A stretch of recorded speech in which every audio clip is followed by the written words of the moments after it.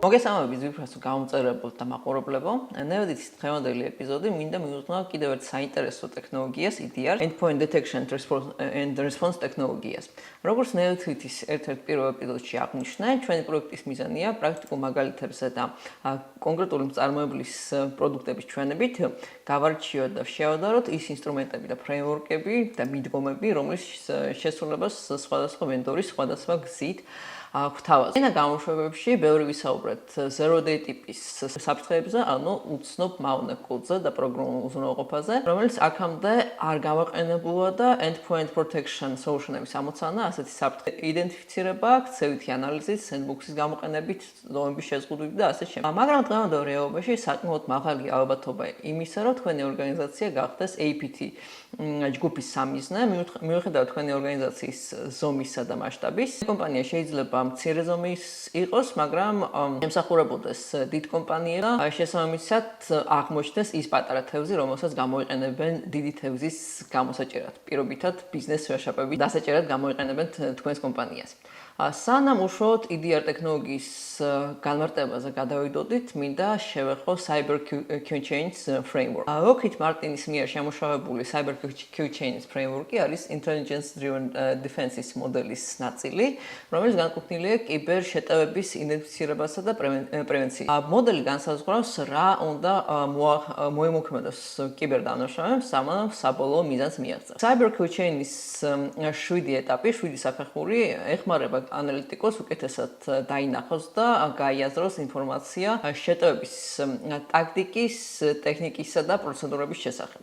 უშუალოდ რა ეტაპებზეა საუბარი. პირველი reconnaissance დაზვერვის ეტაპი მოიცავს პოტენციური სამიზნის შესახებ ინფორმაციის შეგროვებას. ეს შეიძლება იყოს თანამშრომლების ელექტრონული პოსტის მისავარდების მოპოვება ან სოციალური ქსელის შესწავლა. მაგალითად, საჯარო ტენდერების შედეგების ნახვა, რა security კონტროლებს იყენებს სამიზნე ორგანიზაცია. მეორე ეტაპი weaponization შეერაღება. ამ ეტაპზე ხდება კონკრეტული თულების შერჩევა და მომზადება. მაგალითად, malware-ის შემცველი ფაილის შექმნა ან ახალი ტიპის malware-ის შექმნა ან არსებული ინსტრუმენტების შეცვლა კიბერშეტევაში გამოსაყენებლად. მაგალითად, კიბერდამნაშავემ შეიძლება შეიტანოს მცირე ცვლილებები ცნობილ ransomware-ში და გამოიყენოს მიმდინარე კონკრეტულ შეტევაში. მესამე ეტაპი, delivery-ის, ანუ მიწოდების ეტაპი, შემტევის მიერ მსხვერპლისთვის წინა ეტაპზე მომზადებული პაკეტის მიწოდება. ანუ ამისთვის შეიძლება იყოს გამოყენებული როგორც ელექტრონული პოსტა, ვებსაიტი კონკრეტული ან USB drive. მეოთხე ეტაპი, exploitation, ანუ გამოყენების ეტაპი, კრიტიკული მოწყობილობის გამოყენების ეტაპია, სადაც მავნე კოდის სისტემაში გაშვება ხდება და კიბერდამნაშავე ცდილობს პოზიციების დამყარებას. ამ პროცესში კიბერკრიმინალები ხშირად გადაადგილდებიან ქსელში, რათა მიაღწიონ თავიანთ საბოლოო მიზანს, კრიტიკულად მნიშვნელოვან ასეთს. მეხუთე საფეხური, მეხუთე ეტაპი, installation-ის ეტაპი, ინსტალაცია, ანუ მავნე პროგრამული უზრუნველყოფის ინსტალაცია ხდება სისტემის ერთ-ერთ აქტივზე, რაც მოითხოვს სისტემაში შესაბამისი უფლებების მოპოვებას ან command line interface-ზე წვდომის უფლებას. იმისთვის, რომ კიბერდამნაშავემ მოახერხოს შეუმჩნეველი დარჩეს სამიზნე კომპანიის სისტემაში. მეექვსე საფეხური, command and control, ამ ეტაპზე შემტევი ამყარებს კავშირი სისტემაში დაყენებულ malware-თან და იწყებს შეტევისთვის აუცილებელ დისტანციურ მანიპულაციებს. მაგალითად, კიბერდამნაშავეს შეუძლია გამოიყენოს შექმნილი საკომუნიკაციო არხები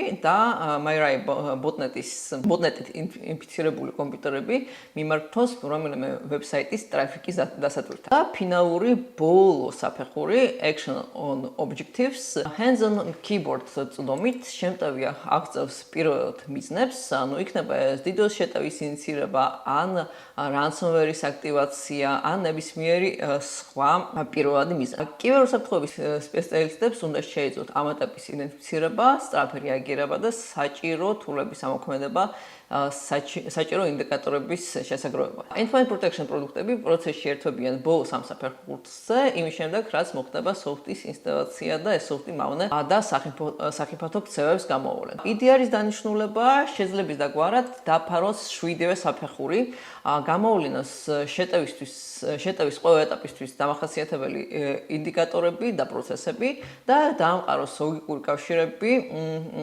ამ პროცესებს შორის და მისცეს კიბერუსაფრთხოების სპეციალისტს სრული ხედვა და ინფორმაცია პოტენციური შეტევის შესახებ. შესაბამისად, ეს ხედვა აძლევს კიბერუსაფრთხოების სპეციალისტს საშუალებას დროული პრევენცია მოახდინოს მოსალოდნელი შეტევის. სანამ შემტევი გადავა აქტიურ ფაზაზე. ახლა დემოზე ვნახოთ და გავარჩიოთ ერთ-ერთი кейსი, სადაც EDR გვეხმარება კიბერუსაფრთხოების ინციდენტის გამოძიებას. ჩვენს დღევანდელ დემოზე ჩვენ განვიხილავთ Bitdefender-ის EDR-ს, კონკრეტულად გავარჩევთ ერთ-ერთ ინციდენტს და ვნახავთ რის საშუალებას და რის ხედვას გვაძლევს Bitdefender-ის EDR-ი. რა ეტაპებს გადის კიბერდამნაშავე და რა ეტაპზე შესაძლებელია პოტენციური კიბერშეტევის აღმოჩენა და რა ეტაპზე შეგვიძლია პრევენციისთვის საჭირო ზომების მიღება. რა თქმა უნდა, თქვენს ნახავთ, რომ ნებისმიერი ინციდენტი მოიცავს უამრავ იდენტიფიკატორს და უამრავ ეტაპს. ღრმად ინციდენტის გამოძიებაში ჩვენ არ ჩავალთ დღევანდელ დემოზე, მაგრამ თქვენი ინტერესის შემთხვევაში შეგვიძლია უფრო ვრცელი ეპიზოდი გადავიღოთ, ან შეგვიძლია დავიკავშირდეთ და დავნიშნოთ შეხვედრა ან ქოლი და მე მოგიყვებით ამ ინციდენტის მაგალითზე, ან ნებისმიერი სხვა ინციდენტის მაგალითზე, როგორ შეიძლება ჩატარდეს გამოძიება EDR თულის გამოყენებით. Bitdefender-ის კონსოლზე, ავიღოთ ერთ-ერთი Endpoint ინციდენტი და ვნახოთ რის საშუალებას გვაძლევს Bitdefender-ი. პირველ რიგში Bitdefender-ს შეუძლია მოგცეს ინციდენტის გრაფიკული ვიზუალიზაცია და ყველა ეტაპი დააკავშიროს ერთმანეთთან ვიზუალურად და გრაფიკის სახით ვნახოთ ინციდენტი და ასევე ივენთის ყველა ეტაპის აღწერა, ყველა საფეხურის აღწერა შეგვიძლია ვნახოთ ივენთ გრაფაში. პირველ რიგში გრაფის ყოფილება რის საშუალებას გვაძლევს. ჩვენ შეგვიძლია ვნახოთ critical path-ი, რა საფეხურები გაიარა კიბერდამნაშავემ და რისი გაკეთება შეეძლო ალტერნატიული გზით რო წასულიყო. და გარდა ამისა, ჩვენ შეგვიძლია EDR-ის პლატფორმაზე ვნახოთ ის რეკომენდაციები, რა რეკომენდაციებსაც გვაძლევს მწარმოებელი, როგორ შეგვიძლია გავაძლიეროთ ჩვენი პოზიციები და როგორ შეგვიძლია შევაჩეროთ შეტევა პირველივე საფეხურზე, თუნდაც სისტემაში დაზვერვისთვის და რეკონსტრუქციის დამახასიათებელი პროცესები თუ ან ფაილები თუ შეიქმნა, Bitdefender შეუძლია პირველივე ეტაპზე ამოაგდოს ალერტი და გააფრთხილოს კიბერუსაფრთხოების სპეციალისტი, რომ სისტემაში ხდება რაღაც საჭირო. სანამ გრაფიკზე გადავალთ, მინდა გაჩვენოთ ივენტის ფაზები, Bitdefender-ის EDR-ი აერთიანებს ალერტებს, კონკრეტულ გაფრთხილებებს საჭირო ქმედებების შესახებ და სისტემ ივენთებს, რომელსაც ცალკე აღწერს Bitdefender. რაც შეეხება თვითონ EDR თულის გამოყენებას, კიბერუსაფრთხოების სპეციალისტს შეუძლია ინციდენტის სტატუსის შეცვლა. სიტყვაზე სისტემაში მოხდა რაღაც საეჭვო და დაიწყო ამ ინციდენტის გამოძიება უფრო კარგი და ეფექტური მუშაობისთვის კიბერუსაფრთხოების სპეციალისტს შეუძლია მონიშნოს, რომ ხდება ინციდენტის გამოძიება, false positive მოხდა, ან ინციდენტი დახურულია და შემდგომ ქმედებებს და შემდგომ ნაბიჯებს არ მოიწევს. გარდა ამისა, კიბერუსაფრთხოების სპეციალისტს შეუძლია ნახოს რეკომენდაციები და სტეპები, ამ კონკრეტულ შემთხვევაში გამოტანილი არ გვაქვს ჯერჯერობით და მინდა გითხრათ, რომ EDR-ი დინამიური თულია და ხედავთ ავტომატიზაციის მაღალი დონისა. კიბერუსაფრთხოების სპეციალისტს შეუძლია შეცვალოს გამოძიების ცვლილება გამომდინარე იქიდან, რა რეკომენდაციებს გაითვალისწინებს და რას მოემოქმედებს კონკრეტული ინციდენტის გამოძიების სტადიაში. როგორც გითხარით, ჩვენ შეგვიძლია ვნახოთ ამ ინციდენტის სტატუსი, შეგვიძლია ვნახოთ ტრიგერი ინციდენტის, ის პროცესი, რამაც მოახდინა EDR ინციდენტის მიღება. შეგვიძლია ვნახოთ ინფორმაცია შეტევის შესახებ, საბოლოო ჯამში Bitdefender-ის EDR-მა დაადგინა, რომ malware ტიპის საფრთხესთან გვაქვს შეტევა და ასევე Bitdefender-ის EDR-ს, როგორც EDR-ების უმრავლესობას, native ინტეგრაცია აქვს MITRE ATCK-თან. ცოტა სხვა framework-ია, რომელიც გვიჩვენებს და რომელსაც გარჩეული აქვს ის ტაქტიკები და ტექნიკები, რა ტაქტიკებს და ტექნიკებს გამოიყენებს კიბერდამნაშავე შეტევის მსვლელობისას.